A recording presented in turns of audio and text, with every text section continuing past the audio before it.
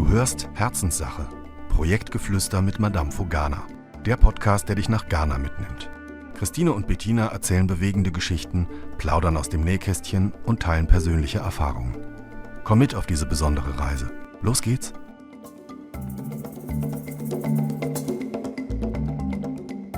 Herzlich willkommen zu Herzenssache, dem Podcast von Madamfo Ghana, mit Teil 2 unseres Jahresrückblickes von 2026, was alles passiert ist zwischen Januar und Juni. Diese Folge ist wieder in Englisch, weil ich unseren Country Director Victor hier bei mir habe. Und aus diesem Grunde werden wir die Folge in Englisch aufnehmen. Ein kleiner Hinweis: Abonniert unseren Madamfo Ghana YouTube-Kanal. Dort könnt ihr den Podcast als Video anschauen und deutschen Untertitel einschalten. Und das Ganze geht auch auf Apple Podcasts. Da kann man sich auch als Video anschauen und dann mit deutschen Untertitel gucken. Welcome back, Director Victor, to episode number 2, chapter 2, for our podcast with an overview what we have achieved so far in the past 6 months in 2026. Thank you very much. How are you today? I'm fine. You're fine. Okay, yes. We continue conversation. I hope last time, if you all haven't listened to the first one, please go ahead and do so. We are going to continue probably from where the challenge was about the timber and the wood situation. Yeah. We are an organization that has their own construction company, I can say so. Yeah. We have our own construction workers. We have architects, building technicians, engineers, and every skill that is necessary to build. That is a huge advantage because we have full control over the construction. That is how our director ensures the quality. And of course, it is much cheaper because we don't want to make any money out of it. We just want to make sure the building and whatever we are building is there and it's done neatly and nicely with quality, but nobody wants to get a surplus. And that is why we can build for a very reasonable price compared to other organizations. And last time we spoke about the challenge about the wood and that you were looking for almost 2 weeks for wood for the roofing at Apidja, which is a school complex, 14 classrooms with ICT center, kindergarten, nursery, you name it, water project, everything. Amazing project. Look in the show notes, guys, and you will find the link to the website for that project. And Victor was going around and you couldn't find wood for the roof. Yeah. Right.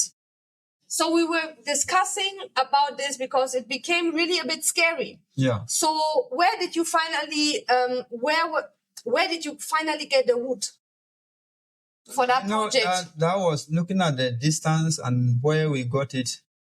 It's supposed not to be that far. Yeah. That comes with extra cost, TNT. Transport issues. We finally got it at New Adibiasi, which is in the Ashanti region. And we are building in Eastern region. So you can see the distance. Yeah. So we really have to think about what we can use to replace the wood. Yeah. Because the way now the wood issues are going and how Galamsey is destroying the forest and then the timber, there will be a time maybe in 5 to 10 years time, you won't even see even a wood again. Yeah. Yeah. So we have to really think about what we can use to replace the wood. Yeah. Yes. You're giving me a nice, in football you would call it, you give me a pass. Yes. I'm collecting the ball. Yes. And this leads us to what we have achieved 2026 in our bamboo project. And guys, this man will have to stop me because this project is, I wouldn't want to say the best thing I have ever started to develop because we're having a project against child trafficking, which is, of course, a very, very important project and dear to our hearts. But if it comes to this, my bamboo projects, the people who are watching, they can see my T-shirt. We have really, really achieved major milestones. And everybody me knows that I'm not a prideful person, but in this case now, I want to really talk with pride, but not in a negative way, but with with really pride what our team has achieved. Not even Director Victor and myself alone, but with our team. So anybody who is following us knows that we started the bamboo project to replace wood with bamboo. If I want to now tell you all the advantages about bamboo, we are here till tomorrow morning. There's a link down there to our bamboo website. Bamboo is just amazing. It is amazing, and it is the future, and especially the future in replacing wood. We have started a bamboo project, and in the past 6 months, we were able to perform miracles. We have established a whole woodworking workshop in Kumasi on our own land. We have started a bamboo plantation nursery. We have started to establish a relationship with, I think, 3 different farmers who are having bamboo on their land, but they were not really aware that this bamboo can be used for anything, so it was just ideal lying there. We have trained, as it stands today, 6 carpenters. I think yesterday a 7th apprentice has started, and if I'm not mistaken, this week another 5 are coming. Yeah. So what was that? 6, 7 plus 5 is 12. Yes. So we have created 12 jobs. Of course, it's not 1,200 jobs, but anybody out there who knows that it is so important to have your own job, your own work, to live in dignity and decide about your life knows that creating jobs, we always say that the entrepreneurs are the best development workers, because creating jobs is simply the best to do. Yeah. Then you don't have to pay their school fees. People become independent, and I think anybody of us wants to be independent. So looking at what we have achieved, it is so much. So maybe you can take us through, maybe from the time we engaged an expert. Yeah. We engaged an expert. His name is Juan Pablo Martinez from Guatemala. In case you hear this, Juan, we are sending you warm greetings from Ghana. I have also recorded a podcast, by the way. I'll put the links in the show notes. Maybe let's start from there. Why did we have to bring really somebody all the way from Central America to Ghana? Yeah.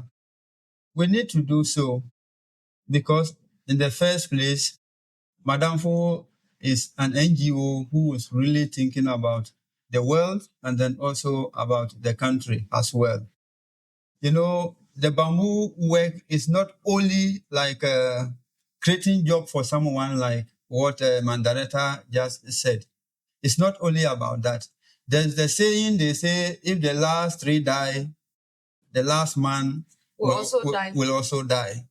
So if we try to use bamboo to replace wood, it means we are saving the wood. And on top of it, Madamfo is also planting trees as well. Yes. So the bamboo work we are doing now is coming to save wood. So that one alone is something. It's not a small thing. No. Yeah.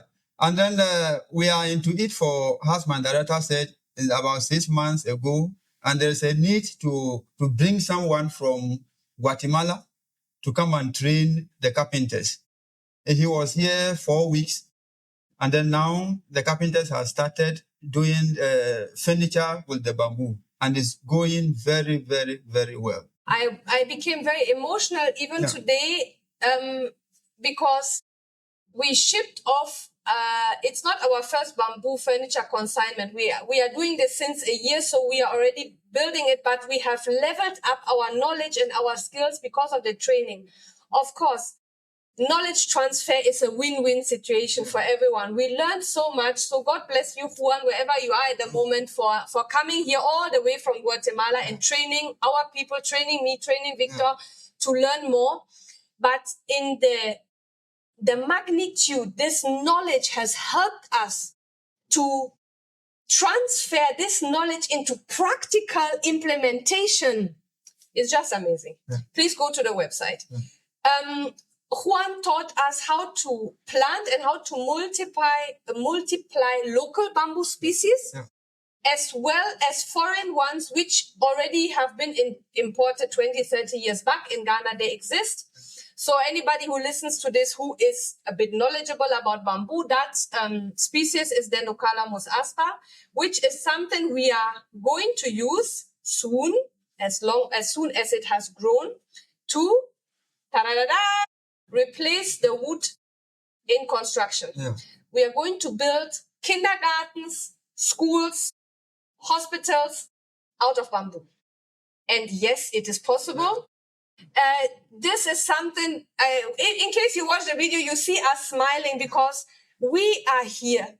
We see the wounds in the forest. We see it, and it is very painful.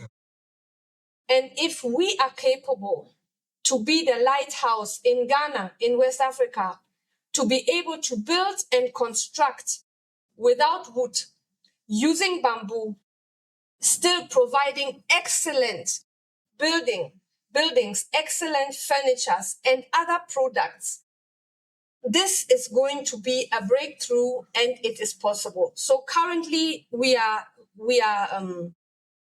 I think I can say we are completely settled with our workshop. Yeah. Production is ongoing. So please follow us on our social media platforms. You will always see once in a while pictures and videos about how that is going.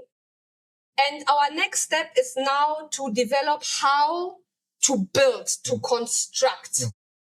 And I was able to join the European Bamboo Expo, which is a European bamboo fair. It was happening this year, the fourth time in Dortmund. I'm from Hagen, so it's our neighbor town. So I can't just understand why in the past 3 years I never heard about it. Maybe because I was in Ghana. So I was able to participate, and I made the right connections, friendships, and partnerships over there. So our next steps are the expansion of the plantations, so that we have enough raw material, the bamboo itself. Yeah.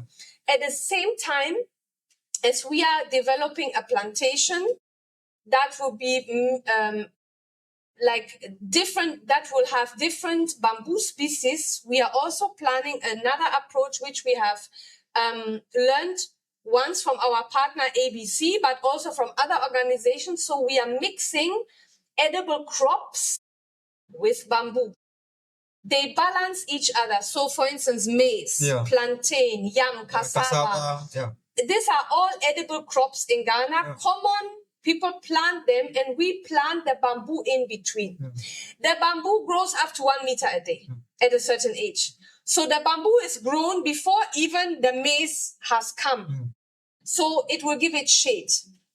They form a microclimate in the soil.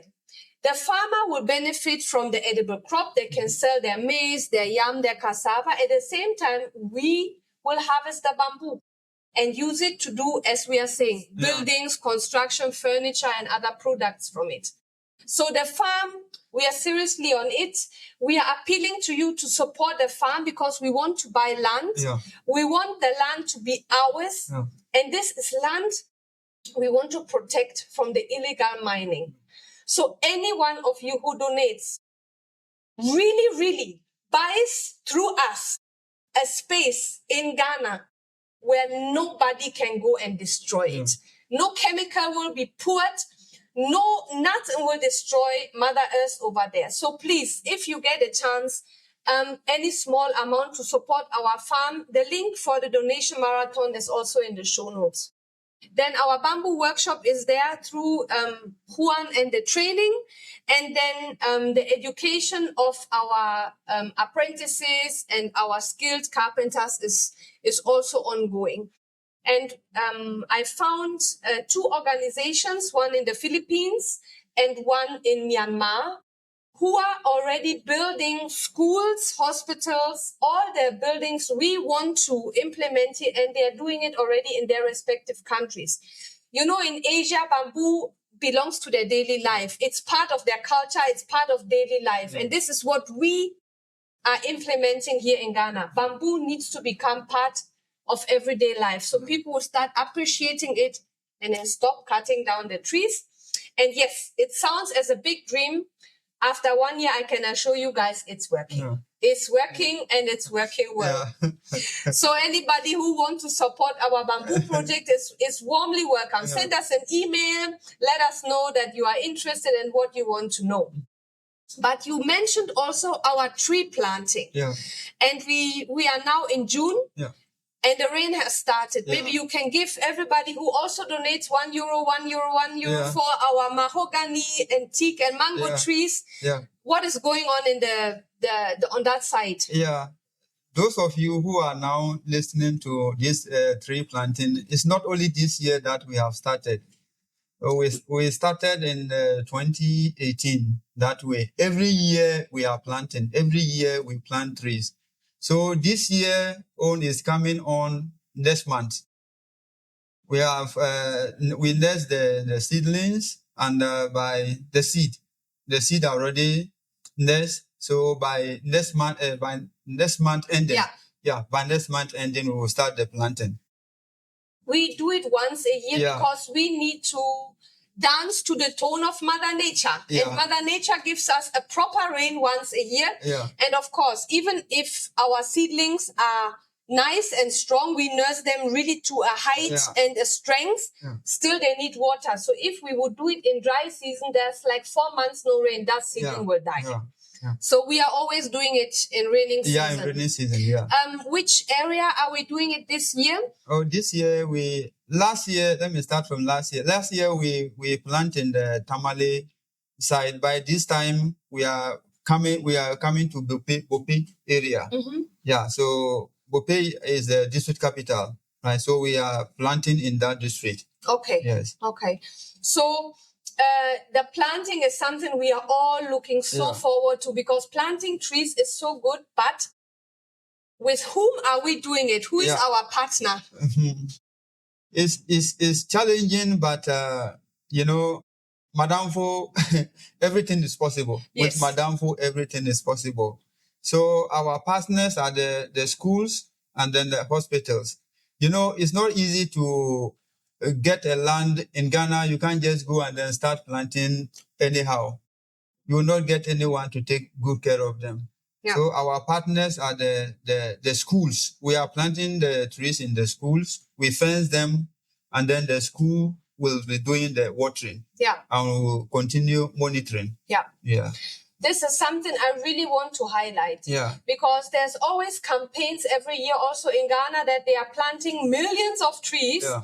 Which we are, don't get us wrong, we are in absolute support of anybody who even plants 1 tree or 20 million trees. Yeah. We are behind you. Yeah. But don't let it be a white elephant. Yeah. Because planting a tree is planting a seed. Yeah. Is planting a new life. Yeah. And a new life you are planting, you have to do what you need to take care of it. If you just leave it by itself, it will not grow, it will die. Yeah. Because even the best raining season will stop at a point. Yeah. And we have a lot of animals that are just roaming free, especially in the villages, but even in Accra. Yeah. And the animals will, of course, pick the young seedlings because they taste very nice. So you can't really blame the cow. This one costs money. Yeah. It costs money from donors. It costs money from taxpayers. Yeah. So I must really admit that I become very upset if I see all these plantings, but they are not well thought through. Yeah. That is why we can, unfortunately, not plant millions of trees. Potentially, we could do that if we would not do what we are doing. Yeah. Every single seedling gets a fence. Yeah. A fence. Yeah. A proper fence. Look into the show notes. We have done a documentary about it. This is so important, and that is why we have a super high survival rate of our trees. It is nature. Not every seedling will survive, even with the best care. Anybody who has a garden understands what I'm saying. Yeah. But there are some factors you can take out and take care of to make sure you give that seedling a good chance. And now, what are our fences made of? Ta-da-da-da. Yeah. So this time we are using bamboo to make everything, to do everything. Maybe very soon we are going to use bamboo to drive the car. We put the motorway inside. Oh, it's possible. Yeah, so instead of using the wood to fence, wood or metal to fence it, we are now, those one, the current one we are going to plant now, we want to use bamboo to fence them. And Director Victor has done, together with our bamboo carpenters and the rest of the team, has developed a really nice fence. I think it's square, if I'm not mistaken. Yeah, square. And it's quite high, so that the seed can, the seedling can really grow for some years before it outgrows. But we are partnering with the schools, and that means that already somebody is responsible. Yeah. And we are letting the children grow up with trees and with the approach of they are responsible and they are taken care of. And most of them are now, because we are doing it almost since 10 years now, some of these trees have become really big. And you can see the joy the children are having to sit under it, enjoy the shade, and they are their own testimonial. Yeah. They are exactly knowing, and they start to fight for it. So we are in full support with all tree planting. So anybody who is out there who maybe doesn't know how to do it and how to go about it, please contact us. We can really let you know how to do it and how to do it well, so that the survival rate of your seedlings will be multiplied, so that this tree hopefully will survive. This is really, really something dear to our heart. When I continue thinking, then we come from trees, and then there are edible trees. Maybe let's quickly, before we close, go to our school feeding program, because this is also something that I know is very dear to your heart. Yeah. So the trees we are planting, some are edible. You know, most of the schools, sometimes, the children, when you come to Ghana and you go to I'll single out the northern areas and then the villages, sometimes some even found it difficult to get food when they are in school. That's why government was trying to implement the school feeding, but it can't cover all the villages around. So if they get these edible fruit trees, sometimes at the point, not every time that the fruit is on it, at the point is also support them. Yeah. And at the point too, if they think about the future, how it's going to support them they have the energy to water it, to make it grow well. Yeah. This is really good. And apart from that, we are also planting crops. Anybody who knows us knows that we are seriously into farming. Every Ghanaian, including me, I have been adopted by them. Yeah. Every Ghanaian is a farmer. So we have our own farmland. Yeah. We are developing the project which is called Grow Ghana, where we are supporting the establishment of greenhouses, which we are also looking to grow, to establish the first really big one, I think 200 square meters very soon. Yeah. And then we have our usual school feeding program in the schools around the Lake Bosom Tree. Yeah. They are also benefiting from our farms and the food we are growing. Yeah. And this year we are starting a pilot project with a foundation from Germany, which is called Food Without Borders, Ernährung ohne Grenzen. And this program, maybe we can talk a few minutes about it and then close. This project combines nutrition education, so the scientific or the science behind food and nutrition, and the farming aspect. And we want to farm and teach 100 schools about the nutrition. Yeah. Maybe you can let us know a bit about it, like how is the project laid out? And I think you're now starting with the farm because of the rain, isn't it? Yes. Now we are getting into the rainy season. So very soon we are going to start the farm. So the farm at the moment is we rent 20 acres. We are going to plant potato and then maize. Sweet potatoes. Yeah, sweet potatoes. And then maize, which will support, to use it to support our school feeding programs. And on top of it, we are going to educate the children. 100 schools, like Mandareta rightly said. to educate them, to let them know how digestion take place in the body. Yeah. So it's a whole package in it. Yeah. And we are doing this in the north, and like he said, with 100 schools, and we partner with a foundation in Germany. We are extremely grateful for that support. So I want to use this opportunity to appeal to anyone who is listening. Maybe you are a company owner or you are already part of a foundation. So we love to partner with other foundations who have the same vision and the same mind like we are having to just, let me say, make the world a better place. Yeah. So this is the bigger things that has happened in the first 6 months. We also progress with our maternity program. We have 2 very, very severe medical cases, 22-year-old young lady and a 17-year-old who had a severe accident after giving birth, almost died, and we came to the rescue through your donations. And the other lady has a tumor, which we are currently in support of the family, because you have to pay this in Ghana yourself. Yeah. And without our support, which is your support, this young lady would die.